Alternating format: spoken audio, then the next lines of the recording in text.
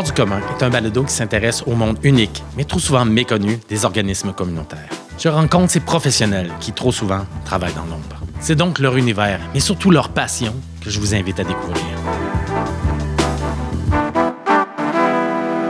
Fanny, toi, tu es la directrice générale du Bulletin des Chenaux. Veux-tu nous parler un peu plus de l'organisme? En fait, notre journal est un journal indépendant et communautaire qui raconte la vie et les gens dans la MRC des Chenaux.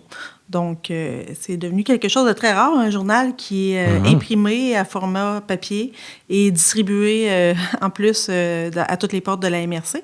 Donc, je pense que la MRC des Chenaux est chanceuse de pouvoir compter sur un organisme comme le nôtre sans vouloir être prétentieuse.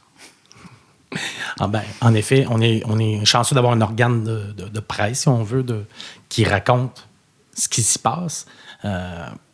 Maintenant, presque tout est sur le web.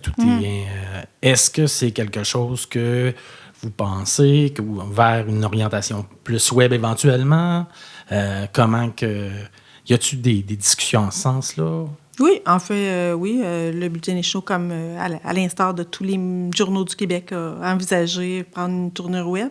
Mais je pense qu'on a fait le pari de continuer à distribuer à toutes les portes de la MRC parce que, comme toutes les régions rurales du Québec, la MRC des Chenaux ne fait pas exception. C'est-à-dire qu'il y a beaucoup de populations vieillissantes, des personnes âgées, qui ne va pas forcément sur Internet. Donc, je pense qu'il y a une limite aussi là, à vouloir tout mettre sur Internet. Donc, on a fait le pari de vouloir continuer à imprimer un journal et à le distribuer, ce qui est un défi aussi. Post Canada parle d'une grève cette semaine, possiblement. Donc, on se demande de quelle façon éventuellement. Mais c'est temporaire, là, évidemment. Mais je pense jusqu'à maintenant, on remplit bien notre défi. Mais le Bulletin des Chenaux existe depuis tellement longtemps. Ce journal a plus de 40 ans. 40 ans, quand même. Donc, je pense que la population supporte bien notre journal. Puis, on est chanceux d'avoir des bons clients, d'avoir un bon vendeur aussi. C'est le nerf de la guerre pour payer nos factures, évidemment. Mais on n'a pas à se plaindre. On est bien supporté par les organismes de la MRC des Chenaux. Bien, parlons-en. Dans d'autres milieux, on va dire, c'était peut-être pas autant bien reçu ou autant supporté, mais dans la MRC des Chenaux, ce qu'on raconte, c'est que, exemple, la MRC ou les organismes participent beaucoup plus. Parfaitement. Comme le meilleur exemple, c'est la CDC des Chenaux qui supporte vraiment admirablement notre journal. La MRC des Chenaux aussi. On vit dans un petit milieu, donc on n'a pas les moyens de se faire des ennemis. Si on travaille tous ensemble, je pense que le Bulletin des Chenaux est un super outil au service de tous les organismes.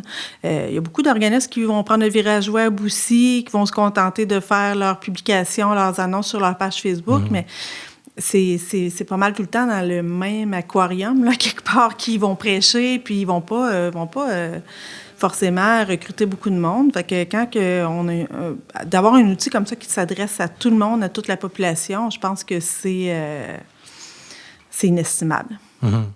La mission première du journal, dans le fond, c'est de publier un journal dans un souci de justice sociale au service de la population. Donc, je pense qu'on n'a pas arrêté de le remplir depuis 40 ans. On a essayé, par le passé, de faire un autre journal aussi dans la MRC de Mikinak, qui a été publié quand même pendant près de 10 ans, corrige-moi si je me trompe, mais qui n'était pas si bien supporté, dans le fond, dans la MRC de Mikinak, comme on l'est dans la MRC des Chenaux. Donc, on a dû le fermer, malheureusement, parce qu'on ne rencontrait pas nos frais. Mais, c'est une belle réussite, le Bulletin des Chenaux.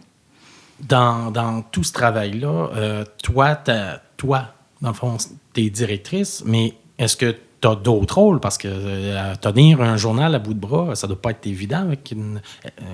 Parle-nous de ton équipe, parle-nous de toi. Qu'est-ce que tu y fais? Oui, je ne suis pas toute seule. En fait, on a un conseil d'administration. Étant un organisme indépendant et communautaire, on a un conseil d'administration formé de 7 membres. On est 3 employés au journal, en fait 4 avec la comptable. Donc, il y a moi qui est directrice et qui fait aussi le graphisme de tout le journal. Notre journal est mensuel, donc c'est pas comme si on sortait un journal à tous les mois non plus. Donc, notre journal va compter entre 24 et 40 pages, dépendamment des mois, des cahiers spéciaux qu'on va qu'on va publier.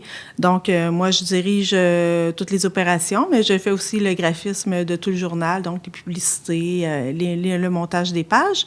J'ai un représentant publicitaire dont le travail est très important, donc qui nous rapporte de l'eau dans notre moulin à pages et donc qui contribue fortement à faire vivre notre organisme. Et on a un journaliste aussi qui travaille à mi-temps, ainsi qu'une comptable qui travaille également à mi-temps. On est chanceux parce qu'on vend énormément de publicité, évidemment, surtout locale, mais on est également supporté par le ministère de la Culture et des Communications du Québec, qui supporte les médias écrits et communautaires au Québec. On a une association qui s'appelle l'AMEC, l'Association des médias écrits communautaires du Québec, qui milite en faveur de la survie des médias communautaires au Québec. Donc, avec ça, on vit pas de façon fastueuse, mais on est capable de survivre et de faire nos frais. Ça serait quoi ton coup de cœur dans toute cette expérience-là, je dirais, du journal communautaire? En fait, le Bulletin des Chenaux, je pense que c'est bien parce qu'on essaie de raconter des nouvelles de partout. La MRC des Chenaux, c'est seulement 10 petites municipalités en Mauricie, dans un coin de la Mauricie. Mon coup de cœur, en fait, ce dont je suis le plus fière, des fois, quand je termine le montage, c'est de voir tous les articles qu'on a. Exemple, notre prochain journal, on s'apprête à publier au moins 36 pages, si c'est pas 40. C'est de voir un peu si on a des nouvelles de chacune des municipalités. Donc, je suis fière quand je constate que c'est le cas, parce que c'est pas des grandes municipalités, évidemment, mais de dire, OK, ce mois-ci, là, on a des nouvelles de partout, des nouvelles de gens de tous les âges, de toutes les municipalités, de toutes les professions, pas seulement les gens du milieu communautaire ou municipal. Là, souvent, on va les voir souvent dans le journal, les maires, les dirigeants d'organismes communautaires, mais du monde ordinaire, puis des nouvelles de tous les sujets. Donc, c'est ça qui me rend le plus fière, je pense. Un beau journal diversifié qui couvre l'ensemble de notre belle population de la MRC des Chenaux. Exact. C'est vraiment génial. Justement, qu'est-ce qui fait qu'une professionnelle comme toi choisit le communautaire? Parce que tu pourrais travailler partout, et qui sait, dans des grandes boîtes ou dans des grands journaux. Pourquoi tu choisis... En fait, j'ai travaillé dans des grosses organisations, puis j'ai travaillé dans plusieurs petites organisations, puis en fait, je préfère de loin travailler dans des petites organisations. C'est beaucoup plus flexible. Dans des grosses boîtes, chacun fait son travail compartimenté, puis il ne faut pas empiéter sur le travail de l'autre. Alors que dans les petites organisations, c'est le contraire. On peut dire, ça, j'aime ça, j'ai le goût d'en prendre large dans ce domaine-là, puis les autres, de faire avec les qualités, les défauts de chacun aussi, là, d'ailleurs. Là. Mais je préfère personnellement, en tout cas, travailler dans des petites organisations. Si ton parcours, peut-être scolaire ou professionnel, ça ressemble un peu à quoi? Comment qu'on arrive à devenir la directrice d'un petit journal comme ça? D'un petit journal. En fait, j'ai été être directrice du Bulletin des Chenaux, ça a été mon premier vrai emploi en 2002. C'est pas vrai, je suis arrivée en 2001 comme journaliste au Bulletin des Chenaux. J'ai un baccalauréat en histoire et un certificat en communication écrite. J'ai toujours rêvé d'être journaliste. Donc, j'ai été journaliste à la Gazette de la Mauricie à Trois-Rivières. Et puis, quand on m'a demandé d'aller au Bulletin des Chenaux en 2001, j'étais prête. En 2002, on m'a offert la direction. J'étais prête aussi. Je suis restée jusqu'en 2009. Puis en 2009, je suis partie dans mon village à Saint-Wenceslas, au centre du Québec, pour acheter une érablière familiale en étant la 5e génération de mon entreprise familiale. 15 ans plus tard, quand on m'a demandé de retourner au Bulletin des Chenaux, c'est drôle comment, des fois, le premier emploi, souvent, c'est celui qu'on a beaucoup aimé. En tout cas, dans mon cas, ça a été le cas. Donc, je suis revenue au Bulletin des Chenaux à mi-temps parce que j'ai toujours une érablière familiale de 5e génération. Mais j'adore venir mettre ma contribution ici dans la MRC des Chenaux. J'ai retrouvé beaucoup de gens et que j'aimais depuis longtemps. Donc, une directrice et une entrepreneure, une femme d'affaires, multidisciplinaire, finalement. Ah, tellement, tellement. Ça m'amène à, tranquillement mais sûrement, t'amener dans le segment Sous la couverture.